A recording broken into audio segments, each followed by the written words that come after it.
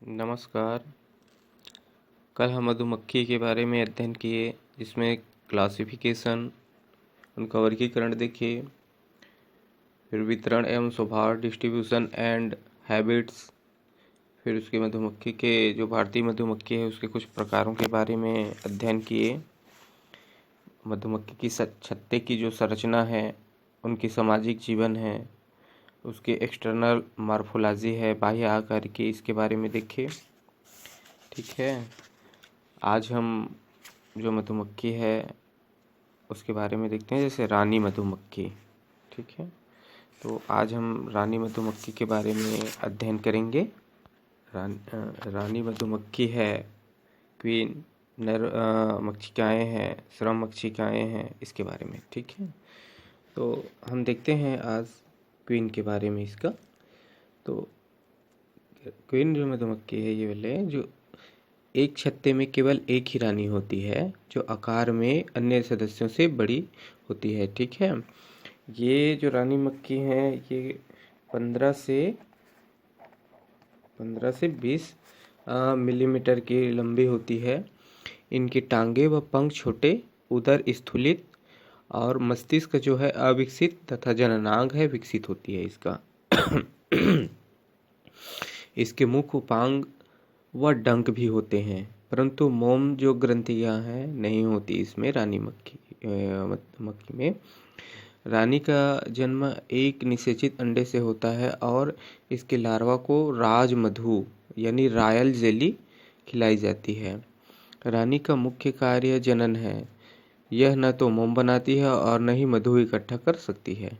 ठीक, यह अपने जीवन में पंखों को केवल एक ही बार मैथुनी उड़ान के समय प्रयोग करती है।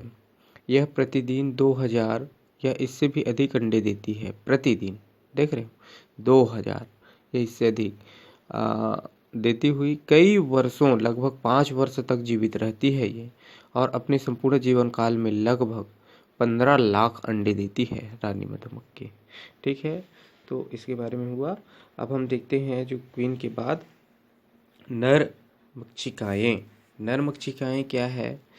यह मधुमक्षिका समाज में लगभग 200 नर होते हैं, जो मंद धूप में छत्ता के आसपास मंडराते देखे जाते हैं। ठीक है, आकार में रानी से छोटे, यानी 15 से 18 मिलीमीटर का होता है। ये जो है 15 से 18 का लगभग होता है, तथा इनका जो शरीर है वो गठा हुआ चौड़ा होता है, किंतु इनके भी जो मोम ग्रंथियां हैं वो परागाशय है ना, पोलन एपरेंटस में वह डंक नहीं होते इनके। ठीक, इनके नेत्र स्पष्ट तथा मैंडिबल छोटे व नुकीले होते हैं। ये रानू जो मधुमक्खी है उसके द्वारा दिए गए अनिषेचित अंडे से अनिषेक जनन जो है उसके द्वारा बनते हैं। इनका जो मुख्य कार्य है रानी से मैथुन करना, और ये न तो मधु एकत्रित करते हैं और न ही मोम बनाते हैं। ठीक है, इसके बाद जो श्रम जो मक्षिकाएँ हैं, वर्कर वाला जो होता है, उसमें समाज की ये महत्वपूर्ण बंध्य माताएँ आकार में सबसे छोटी होती हैं और रानी द्वारा दिए गए निषेचित अंडे से बनती हैं। शरीर का कुछ भूरा काला सा व घने रोम जैसा संरचनाओं से ढका रहता है। इसका जो शरीर है, सिर, वक्ष व उदर में बटा रहता है। इनकी संख्या छत्ते में 90% होती है। इनके उदर के जो अंतिम खंड में डंक, ठीक है, तथा उदर के अधर तल पर मोम ग्रंथियां होती है। ठीक, साधारणतः श्रमिक की आयु 2 मास के लगभग होती है। इन श्रमिक मक्षिकाओं को इनके कार्यों के आधार पर कुछ वर्गों में बांटा जा गया है। तो जैसे आयम मधुमक्खी है, आयम जिसको नर्स कहा गया, तो ये लार्वा है तथा रानी मक्खी की देखभाल करती है। एक दूसरा है वेंटिलेटर्स जो होता है, वो वेंटिलेटर्स जो है ये क्या करता है देखते हैं। इसका जो वेंटिलेटर्स वाले मधुमक्खी है, कुछ श्रमिक अपने पंखों को हिला हिलाकर छत्ते के भीतर समानतन का कार्य करती है ना। तो ये वेंटिलेटर्स है। और उसके बाद आता है क्लीनर्स। जो क्लीनर है ये छत्ते की सफाई का कार्य करती है। मरी हुई जो मक्खी है, लार्वा है ना, वह प्यूपा है, छत्ते से बाहर निकाल फेंकती है ये। उसके बाद भोजन संग्रह करता मधुमक्खी।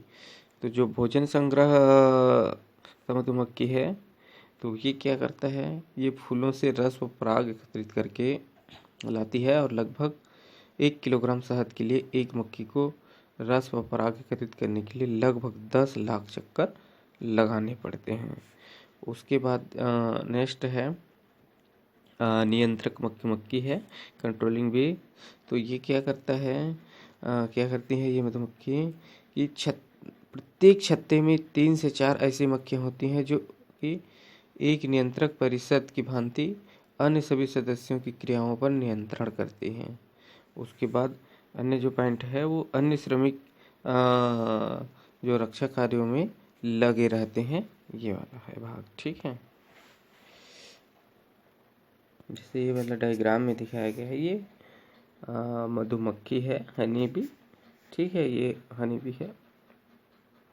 तो इसका ये जो वाला भाग है, जैसे ये स्टिंग भाग है, ठीक है, एब्डोमेन भाग है, फॉरहेड हैंड विंग है, कंबाइंड आई है, ये हेड उसली है, और ये है एंटीना वाला जो पार्ट है, एंटीना क्लीनर इन यूज वाला ये भाग है ना। तो ये मधुमक्खी का डायग्राम, इसका आप अवलोकन कर सकते हैं।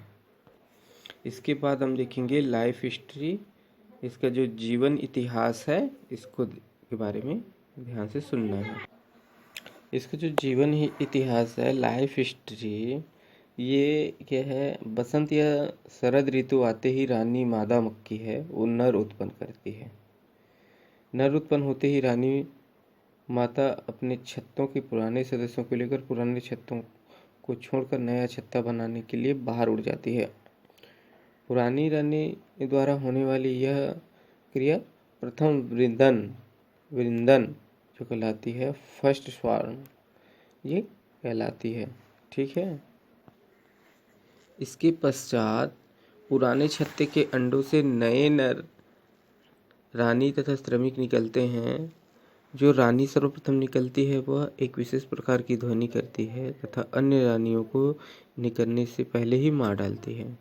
ठीक है, इस प्रकार अब अकेले हो जाने के कारण वह छत्ते की स्वामिनी बनकर रानी माता का रूप ले लेती है तथा अपने जन्म के लगभग 1 सप्ताह बाद अपनी प्रथम वायु उड़ान जो मैथुन उड़ान है उस पर निकलती है और उसके साथ बहुत से नर भी उड़ते हैं। नई रानी मक्खी द्वारा होने वाला यह वृंदन द्वितीय वृंदन, यह सेकेंड फॉर्म कहलाता है।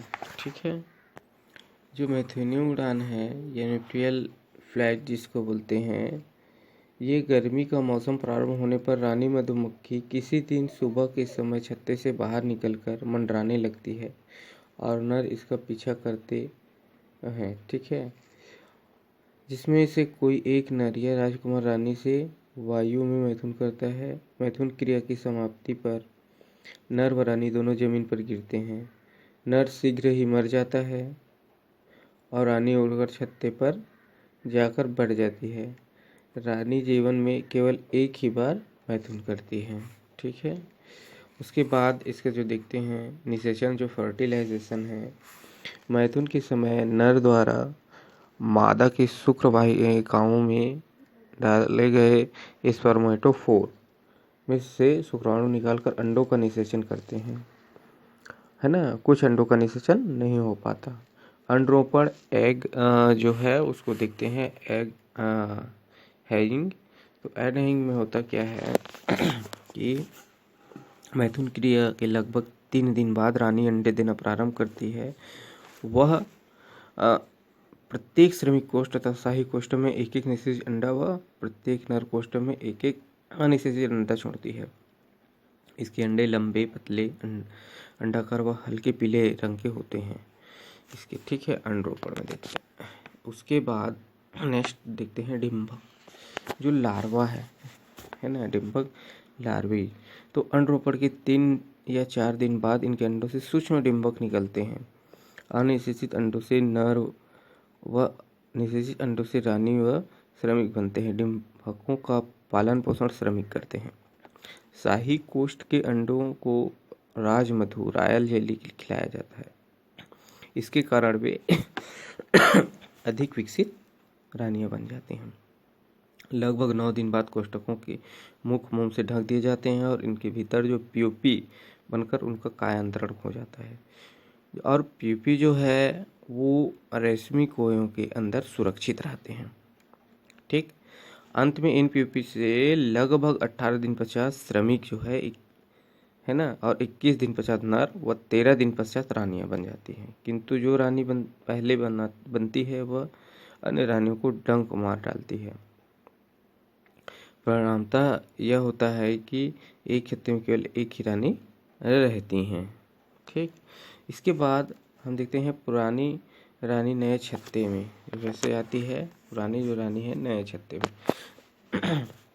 जो पुरानी रानी अपने श्रमिक को आदि सहित कहीं और चलकर अन्य नया छत्ता बना लेती है। अब उसके बाद जो नई रानी है ना, वो पुराने छत्ते की मालिकिन कैसे मालिक होती है। इधर पुराने छत्ते में नई रानी नए साथियों के साथ रहती है। एक छत्ते में एक रानी, 200 नर तथा हजारों श्रमिक रहते हैं। सर्दी का मौसम आते ही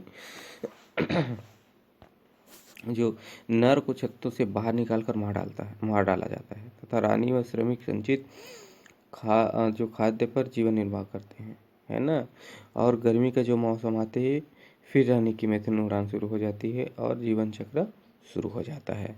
इसके बाद हम देखते हैं जो मधुमक्खी हैं उसकी आर्थिक महत्व, economic importance of honey bee.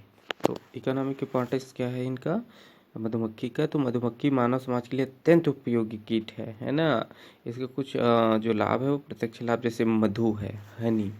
तो हनी जो मधु है उसको हमको प्राप्त होता है। देखते हैं तो मधुमक्खियाँ एक रंगहीन या कुछ बादामी रंग का गाढ़ा द्रव मधु उत्पन्न करती है जिसमें 78% शर्करा यानी ग्लूकोज व फ्रक्टोज 75% है ना। शर्करा जो होता है वो 78% जो शर्करा या फ्रक्टोज होता है, और 17% उसमें जल और 6% एंजाइम व खनिज लवण होते हैं। ठीक है, 78 शर्करा परसेंट ग्लूकोज व फ्रक्टोज, 17% जल, 6% एंजाइम व खनिज लवण होते हैं। शहद एकत्र करने के लिए मधुमक्खियां हैं अपनी सूंड और ग्लासा की सहायता से फूलों का मकरंद चूसकर क्राप में भर लेती हैं। ठीक है, चूसते समय इनमें लार ग्रंथियां से कुछ लार भी मिल जाती है। छत्ते में पहुंचकर ये क्राप से सारा द्रव पदार्थ उगलकर मधु कोष्ठों में भर देती हैं और इसे कच्चा मधु कहते हैं। क्योंकि जो कच्चा मधु इसलिए कहा जाता है क्योंकि इसमें पानी का मात्रा अधिक होती है। पानी सुखाने के लिए श्रमिक मधुमक्खियाँ बड़े वेग के साथ अपने पंखों से हवा करती है। जब मधु पक जाता है तो वे मधु कोष्ठों का मुंह मोम से बंद कर देती है। मधु एक अत्यंत पौष्टिक पदार्थ है तथा दवा आदि में काम आता है। उसके बाद सेकेंड है जो हनी है वो वैक्स, जो मोम है, बी वैक्स जो होता है वो मोम कैसे, जो मोम श्रमिक जो मधुमक्खियों के उदर के अधर तल पर मोम ग्रंथियों से द्रव के रूप में स्रावित होता है तथा उदर खंड स्टर्नाइटों पर सूखकर जमा होता रहता है।